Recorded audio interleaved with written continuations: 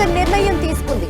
మేడిగడ్డ, అన్నారం, సుందిళ్ల బ్యారేజ్ల పునరుద్ధరణ డిజైన్లకి ఆహ్వానం పలికింది.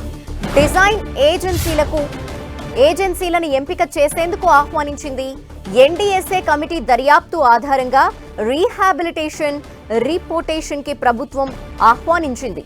డిజైన్ కోసం అక్టోబర్ 15 వరకు గడువిచ్చింది.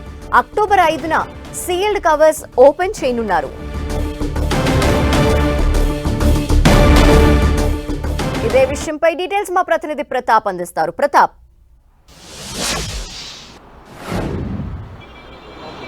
మేడిగడ్డ, అన్నారం, సుందిలకు సంబంధించి ముఖ్యంగా కాళేశ్వరం ప్రాజెక్టులో అంతర్భాగమైన ఈ 3 బ్యారేజ్ల విషయంలో ప్రభుత్వం చాలా కీలక నిర్ణయం తీసుకుందని చెప్పుకోవచ్చు. దాదాపు ఈ 3 బ్యారేజ్లకు సంబంధించి కుంగిన నేపథ్యంలో ఇప్పుడు ఈ 3 బ్యారేజ్లను కూడా ఇప్పటి వరకు వాడకంలో పెట్టడం లేదు. ఈ 2 సంవత్సరాల నుంచి కూడా దీన్ని పూర్తిగా వాడకుండా పక్కన పెట్టిన పరిస్థితి ఉంది. కాబట్టి దీన్ని ఖచ్చితంగా వాడుకలోకి తీసుకురావాలని చెప్పేసి ఒక ఆలోచన చేస్తుంది. అయితే దీన్ని ఏ విధంగా వాడుకలోకి తీసుకురావాలని దానికి సంబంధించి కూడా ఇప్పటికీ ఎన్డీఎస్ఏకు గతంలో ప్రభుత్వం 2 సార్లు లేఖలు రాసిన నేపథ్యంలో ఎన్డీఎస్ఏ ఒక రిపోర్ట్ ఇవ్వడం జరిగింది.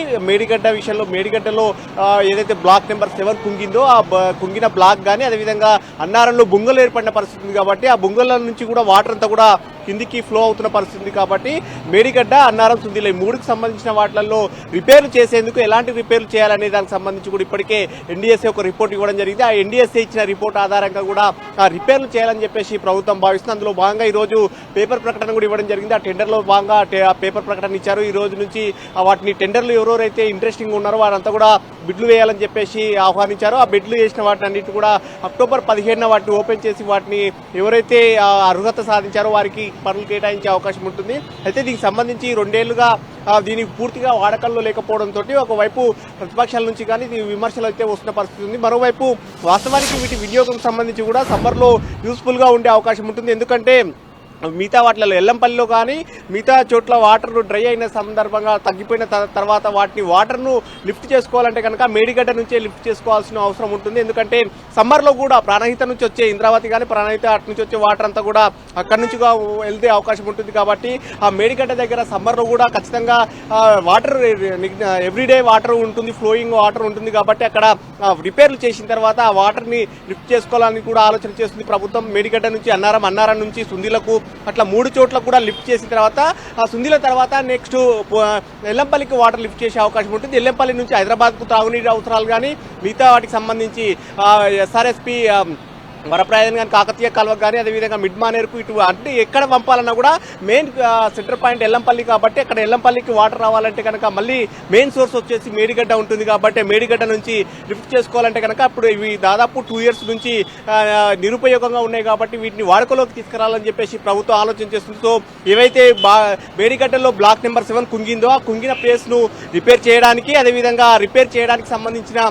ఏ విధమైన ఎక్విప్మెంట్స్ వాడాలి, ఏ విధంగా రిపేర్ చేయాలనే దానికి సంబంధించి కూడా ఇప్పటికే national dam safety authority NDSA ఒక రిపోర్ట్ కూడా ఇచ్చిన పరిస్థితి ఉంది. కాబట్టి వీటితో పాటు అన్నారంకి సంబంధించి కూడా అక్కడ బుంగలు ఏర్పడిన పరిస్థితి ఉంది. పెద్ద ఎత్తున వాటర్ అంతా కూడా ఆ బుంగల ద్వారా వాటర్ అంతా కూడా కిందికి ఫ్లోయింగ్ జరుగుతున్న పరిస్థితి ఉంది. కాబట్టి ఆ బుంగలను ఏ విధంగా పూడ్చాలి, గతంలో కొన్ని ఇసుక సంచులు వేసి పూడ్చారు కానీ అది ప్రాసెస్ కాదు. అక్కడ సాయిల్ టెస్ట్ చేసిన తర్వాత ఏ విధంగా వాటిని సీకెంట్ ఫైల్స్ కానీ ఆ విషయాలకు సంబంధించి ఆ పునాదికి సంబంధించి కానీ ఏ విధంగా వాటిని చేయాలని చెప్పేసి దానికి సంబంధించి కూడా ఇప్పటికే ఎన్డీఎస్ఏ ఒక రిపోర్ట్ ఇచ్చిన పరిస్థితి ఉంది. కాబట్టి దానికి అనుగుణంగా ఆ రిపేర్లు అన్నిటి కూడా త్వరితగతిగా పూర్తి చేయాలి. ఎందుకంటే నెక్స్ట్ సమ్మర్ వస్తుంది. కాబట్టి ఇప్పుడు అక్టోబర్ సీజన్ ఇప్పుడు వాటర్ అంతా కూడా ఇంకో 1 మంత్ అయిన తర్వాత ఫ్లోయింగ్ అనేది తగ్గుతుంటుంది. గోదావరి ప్రవాహం అంతా తగ్గిన తర్వాత నెక్స్ట్ నవంబర్ నుంచి ఈ పనులు అన్ని కూడా చేసి సమ్మర్ వరకు దీన్ని కంప్లీట్ చేయాలని చెప్పేసి ఒక లక్ష్యంగా అయితే ప్రభుత్వం పెట్టుకుందని చెప్పొచ్చు.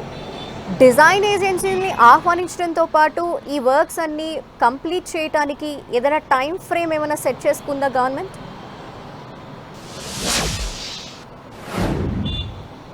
డెఫినెట్గా దీని కూడా ఒక టైం ఫ్రేమ్ అయితే ఉండే అవకాశం ఉంటుంది. ఎందుకంటే ఆ టెండర్ ప్రక్రియలో భాగంగా వాటిని అన్నిటి కూడా ఎన్క్లోజ్ చేసిన పరిస్థితి ఉంటుంది. కాబట్టి ఇప్పుడు టెండర్లు ఈ రోజు ప్రకటన జారీ చేయడం జరిగింది.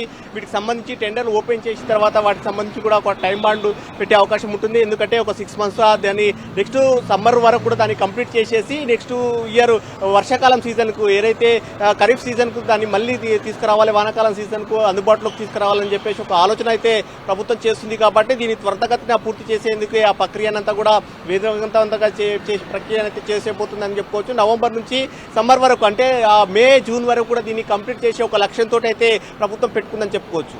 ఓకే.